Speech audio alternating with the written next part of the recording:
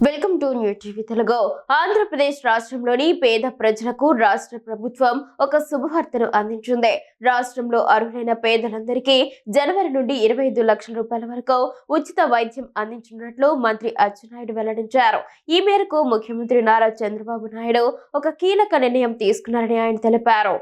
శ్రీకాకుళం జిల్లా కోటబొమ్మాలిలోని తెలుగుదేశం పార్టీ కార్యాలయంలో ఏర్పాటు చేసిన కార్యక్రమంలో మంత్రి అచ్చెన్నాయుడు పాల్గొన్నారు. ఈ సందర్భంగా ఆయన ముఖ్యమంత్రి సహాయ నిధి ద్వారా మంజూరైన చెక్కులను లబ్ధిదారులకు అందజేశారు. ఈ కార్యక్రమంలో అచ్చెన్నాయుడు మాట్లాడుతూ తమ ప్రభుత్వం పేదల ఆరోగ్యానికి అధిక ప్రాధాన్యత ఇస్తుందని స్పష్టం చేశారు. కేవలం తన నియోజకవర్గంలోనే ఇప్పటి వరకు సీఎం సహాయ నిధి ద్వారా 2.10 కోట్ల రూపాయల విలువైన సాయాన్ని అందించినట్లు వివరించారు.